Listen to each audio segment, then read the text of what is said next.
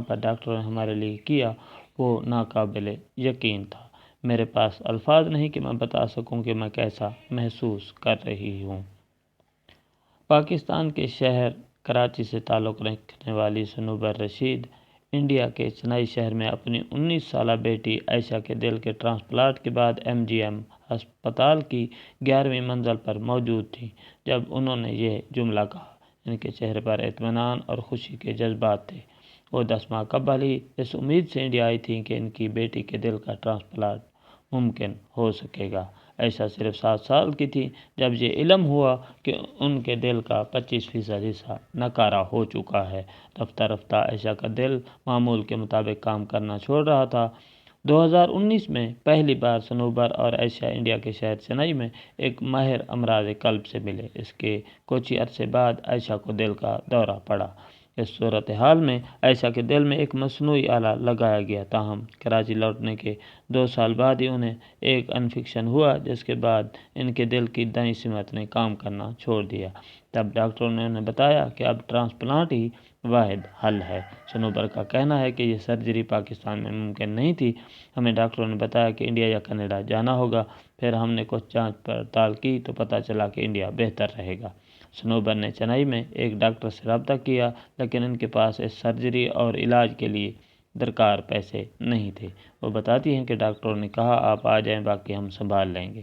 Doctor بالا Krishnan MGM ہسپتال کے دل کے ٹرانسپلانٹ یونٹ کے ڈائریکٹر ہیں جو 2019 سے عائشہ کا علاج کر رہے ہیں۔ وہ بتاتے ہیں کہ پہلی بار عائشہ یہاں آئی اور اسے دل کا دورہ پڑا تو ہم نے ایکمو نامی آلہ نصب کیا تھا۔ ہم نے خون پمپ کرنے والا ایک مصنوعی آلہ بھی لگایا تھا جس کے بعد ان کو گھر بھیج دیا گیا کیونکہ ان کی جسمانی صحت بہتر ہو چکی تھی، لیکن پاکستان میں مصنوعی ہارٹ پمپنگ کی مانیٹرنگ کے لیے سہولیات موجود نہیں ہیں اور اسی وجہ سے خون کی ایک نالی میں لیکیج ہو گئی۔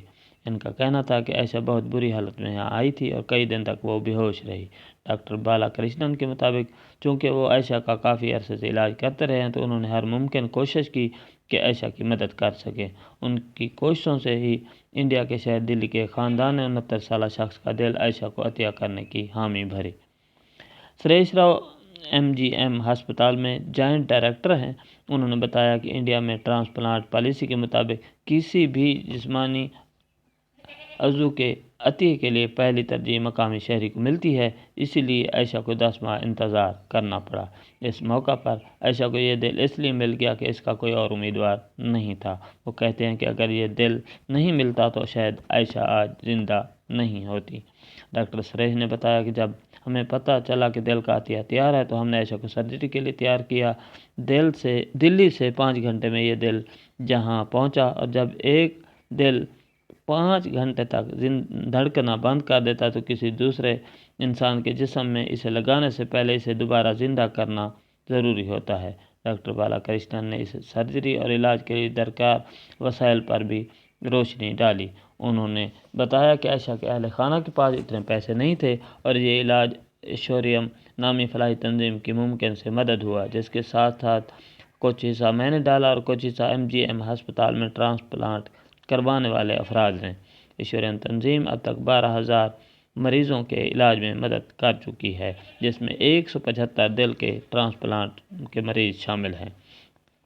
زبیر خان سے بات کرتے ہوئے سرجن ڈاکٹر KR بالا کرشنن نے اس ٹرانسپلانٹ کی پیچیدگیوں پر روشنی ڈالی۔ ان کا کہنا تھا کہ یہ ٹرانسپلانٹ آسان نہیں تھا کیونکہ عائشہ کے دل کے پاس انفیکشن تھا اور بھی بہت سے مسائل تھے۔ یہ ایک لمبا اور نازک ٹرانسپلانٹ تھا۔ عائشہ بچپن سے میرے پاس آ رہی تھی اور میں اور میری ساری ٹیم چاہتی تھی کہ عائشہ ایک صحت مند زندگی گزارے۔ ڈاکٹر کرشنن کا کہنا تھا کہ ہم نے عائشہ کا سینہ اپنی پوری تسلی کے بعد بند کیا تھا کیونکہ ہم دیکھنا چاہ رہے تھے کہ کیا نتائج نکلتے ہیں اور کیا کسی مزید سرجری کی ضرورت پڑ سکتی ہے یا نہیں۔ لہٰذا اس دوران صرف ٹرانسپلانٹ کرنے والی ٹیم ہی نہیں بلکہ ICU کا کردار بھی بہت زیادہ اہم تھا۔ ایسے ٹرانسپلانٹ میں اگر ICU مناسب، جدید ترین اور ماہرین پر مشتمل نہ ہو تو پھر بہت سے مسائل پیدا ہو جاتے ہیں، مگر ہماری ICU ٹیم اور ان کے سربراہ ڈاکٹر سریش نے شاندار طریقے سے عائشہ کا خیال رکھا تھا۔ ڈاکٹر سریش کا کہنا تھا کہ یہ بہت حساس کیس تھا دل ہی سے خون پورے جسم میں گردش کرتا ہے، اس لیے خون کی روانی کو برقرار رکھنا بھی لازمی تھا۔ عائشہ کی قوت مدافعت بہت کم ہو چکی تھی، وہ بہت کمزور تھی اور اس میں خدشہ تھا کہ کہیں گردے اور دوسرے جسم کے حصوں میں کوئی مسئلہ پیدا نہ ہو جائے۔ ڈاکٹر کے آر بالا کرشنن کا مزید کہنا تھا کہ اب عائشہ کو ہر کچھ عرصے بعد معائنہ کی ضرورت ہے۔ ہماری کوشش ہوگی کہ اس کو یہ معائنہ اور مشورہ ملتا رہے۔ اس کے لیے جدید ٹیکنالوجی کو بھی استعمال کیا جا سکتا ہے اور اس بات کو بھی ممکن بنایا جا سکتا ہے کہ وہ انڈیا آئیں۔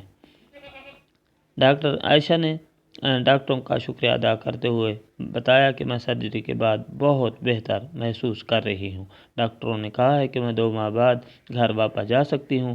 میں واپس جا کر اپنی پڑھائی جاری رکھنا چاہتی ہوں اور مستقبل میں فیشن ڈیزائنر بننا چاہتی ہوں۔